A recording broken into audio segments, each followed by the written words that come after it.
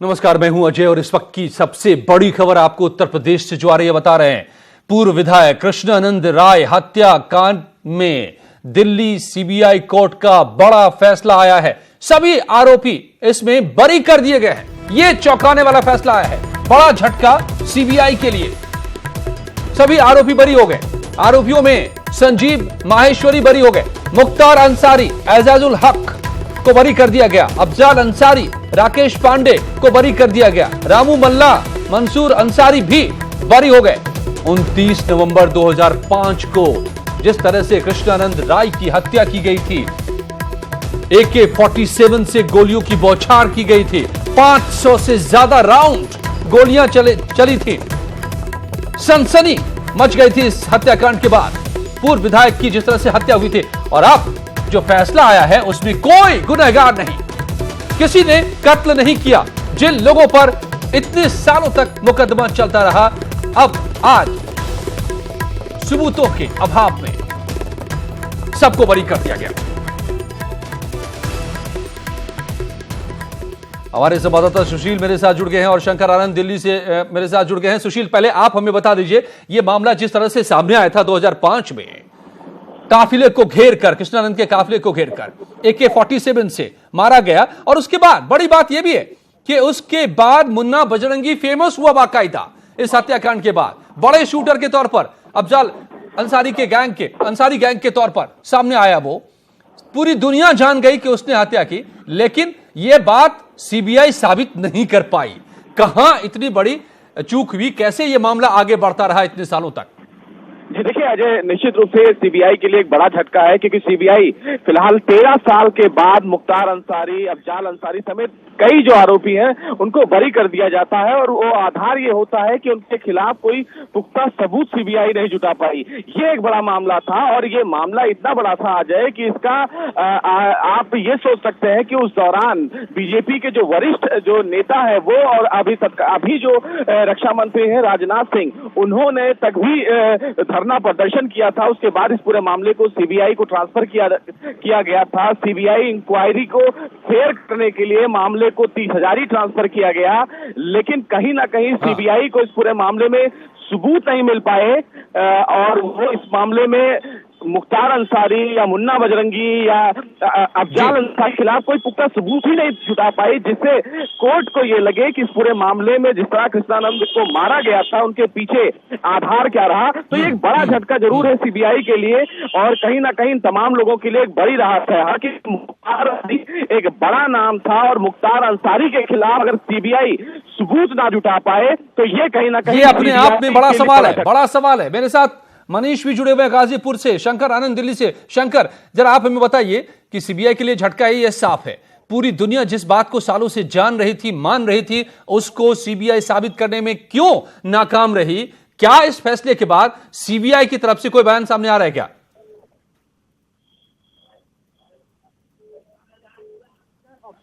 शंकर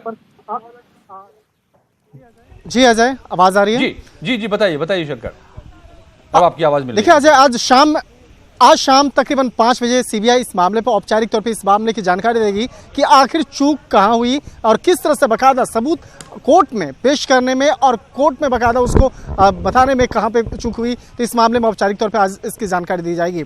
बात करते हैं कि साल 2005 की, जिस वक्त में कृष्णानंद राय की हत्या हुई थी, उस वक्त से जब सीबीआई को मामला ट्रांसफर किया गया, तो उस वक्त में ये केस पिछले काफी सालों से मैं भी खुद कवर करता रहा हूँ, लेकिन कहीं ना कहीं जो देश की सबसे बड़ी जांच एजेंसी होने का दम बढ़ने वाली जांच एजेंसी सीबीआई कहीं न कहीं यहाँ पर फेल हुई है, और वो इस मामले को प्रस्तुत नहीं कर पाई। तो अब यहाँ देखना लाजमी हो गया, यहाँ पर दो चीज़ें होंगी कि कृष्णानंदन राय के जो परिजन हैं निश्चित तौर पे इस मामले पर आगे की वो अपील करेंगे, और जो कोर्ट में बकायदा इस मामले के इस जो फैसला है, इस फैसले के खिलाफ आगे वो जाने वाले हैं, जहाँ तक हमारे सोर्स बता रहे हैं। और इसके साथ ही सीबीआई भी इस फैसले के खिलाफ क्या आगे वो कोर्ट में अपील करेगी या नहीं करेगी, ये सबसे बड़ा सवाल होता है, क्योंकि सीबीआई यहाँ पर बता रही थी कि उन्होंने इस मामले में काफ़ी तथ्य सबूत मौके से इकट्ठा किए हैं। उसके बाद 14 साल के तफ्तीश के बाद इस मामले में इतने तफ्तीश के बाद जो सबूत इकट्ठा किए थे, और कई लोगों की बाकायदा उन्होंने गिरफ्तारी भी की थी, तो क्या वो सबूत ऐसे ही बेकार थे? तो कहीं न कहीं सीबीआई जैसी एक बड़ी जांच एजेंसी पे भी एक सवाल उठता है कि आप फिर से बड़ा 14 साल तक मामला हुआ है लेकिन हम जानते हैं कि हमारे देश में जिस तरह से पूरी प्रक्रिया चलती है अदालत की, जितनी लंबी चलती है और जिस तरह से पूरे मामले को प्रभावित किया जाता है, ऐसे ताकतवर लोग जब सामने हो जो पेशेवर अपराध का जिन पर आरोप लगातार लगते रहे हो, तो ये बात है। और जिस तरह से हत्या की गई थी AK-47, उस जमाने में AK-47 से हत्या किया जा रहा है, AK-47 का उपलब्ध होना, अवैध तरीके से 500 राउंड गोलियों से छलनी करके हत्या करना, तो ये इतनी बड़ी ताकतवर लोगों के बीच में अगर मामले को तोड़ा मरोड़ा गया होगा, गवाहों को तोड़ा गया होगा, सबूतों को नष्ट किया गया होगा, ये सब कुछ चला होगा। मनीष गाजीपुर से जुड़े हुए हमारे साथ, ये बताएंगे हमें मनीष किस तरह से ये पूरा मामला सामने आया था और कैसे ये मामला आगे बढ़ता रहा जो आज पूरी तरह से CBI नाकाम साबित हुई है। अजय, 29 नवंबर 2005 को तकरीबन 4 से 5 बजे के बीच गाजीपुर के भावरकोल थाना क्षेत्र में बसनी चौराहा, एक छोटा सा गांव का चौराहा है, जहां पर कृष्णानंद राय समेत 7 लोगों की हत्या की गई थी और इन 7 लोगों की हत्या में AK-47 राइफल्स का इस्तेमाल किया गया था और 500 राउंड गोलियां चलाई गई थी, फायरिंग की गई थी, जिसमें तत्कालीन बीजेपी विधायक KN राय समेत उनके 6 अन्य समर्थकों की मौत हो गई थी। ये सारा घटनाक्रम दिन दहाड़े था, खुलेआम था। इसके बाद ये यूपी की उस समय की आपराधिक इसमें जो नाम जो आरोपी बनाए गए, चाहे वो मुन्ना बजरंगी हो जिसने शूट करने का जिस पर आरोप था, मुख्तार अंसारी, अफजाल अंसारी पर जो पूरी साजिश रचने का आरोप था, राकेश पांडे, रामू मल्ला, मंसूर अंसारी, संजीव माहेश्वरी, ये सारे नाम कैसे आए थे सामने? इसके बाद आपको बता दें आज कि घटना के बाद से ही ये सारे आरोपियों के नाम पुलिस ने दर्ज किए थे और ये सारे आरोपी माने गए थे। अफजाल अंसारी बाहुबली विधायक मुख्तार अंसारी के सगे भाई हैं, जबकि एजाजुल हक उनके सगे बहनोई हैं। मंसूर अंसारी भी उनके रिश्तेदार हैं। इसके अलावा संजीव माहेश्वरी उर्फ जीवा हो या मुन्ना बजरंगी हो या रामू मल्ला हो, ये सब अंसारी गैंग के साथ जो शूटर माने जाते हैं और पुलिस इन्वेस्टिगेशन के बाद इन सारे लोगों का नाम आया था और पुलिस ने विवेचना की थी, उसमें भी ये सब आरोपी थे। इसके बाद सीबीआई के सुपुर्द जब ये केस किया गया तो उसमें भी ये सारे लोग आते थे। 2013 से सीबीआई कोर्ट में इस केस की सुनवाई चल रही थी, मामले की सुनवाई चल रही थी, लेकिन आज जो फैसला आया है उसमें लोगों को सभी आरोपियों को बरी कर दिया गया है, जो लोगों को हैरत में डालने वाला माना जा सकता है और बेहद चौंकाऊ फैसला कहा जा सकता है। जी अजय, साफ तौर पे ये यकीन जल्दी से कोई कर नहीं पाएगा कि क्या ये फैसला आ सकता था इतने सालों बाद, जिसकी खबर पूरी दुनिया को रही, उसको साबित करने में नाकाम कैसे सीबीआई हुई। ये अपने आप में बड़ा सवाल खड़ा हो जाएगा। इसके बाद आगे अपील क्या होती है, आगे कैसे ये मुकदमा चलता है, ये तमाम बातें अलग हैं। लेकिन इस वक्त जिस तरह का फैसला आया है, जिस तरह से पूर्व विधायक कृष्णानंद राय की हत्या की गई, दिन दहाड़े 500 राउंड गोलियों से छलनी करके, AK-47 का इस्तेमाल करके घेर करके काफिले को, पूरी दुनिया ने देखा इस तांडव को। और उस मामले में अगर किसी को सजा नहीं मिल पाई तो हत्यारा कौन, और सजा नहीं मिल पाई तो जिम्मेदार कौन, यह बड़ा सवाल खड़ा हो जाएगा। शंकर, ये ऐसे मामले नजीर बन जाते हैं।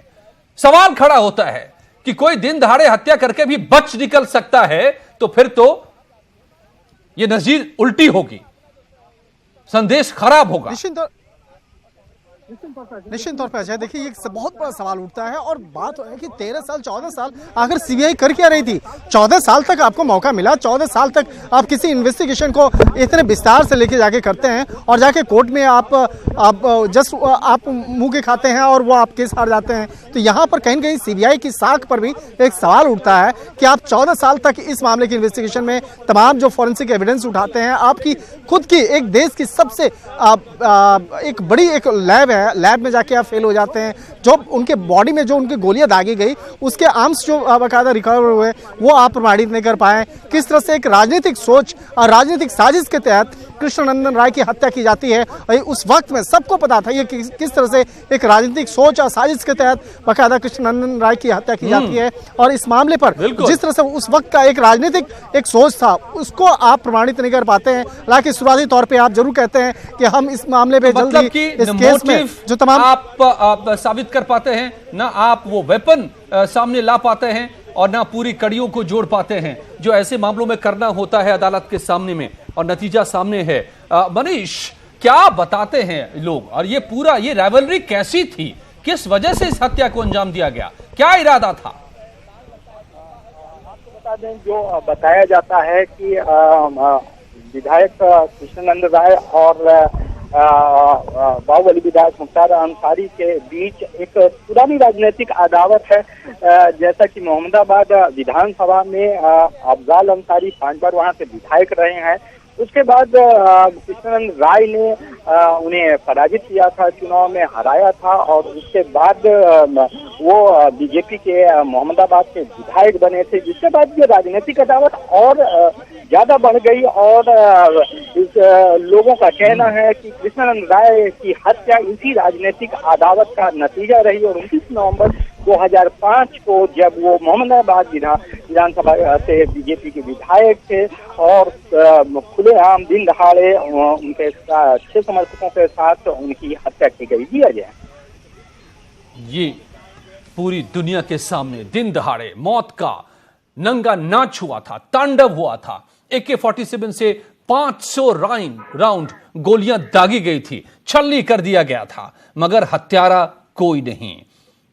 ये आज जो चौंकाने वाली बात है सुशील, किसी को यकीन करना मुश्किल होगा, लेकिन हम ये भी जानते हैं कि जब ताकतवर लोग चाहते हैं तो सबूतों को मिटाते हैं, गवाहों को तोड़ते हैं, खरीदते हैं, धमकाते हैं और मार भी डालते हैं।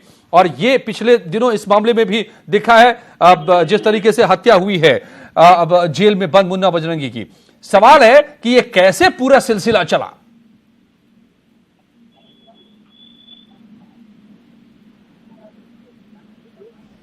सुशील नहीं सुन पा रहे मुझे, ये इस सिलसिले को आप मनीष हमें बता सकते हैं कि क्या ये भी मामले सामने आते रहे? इन सुशील की आवाज क्या मुझ तक नहीं पहुंच पा रही है क्या? सुशील,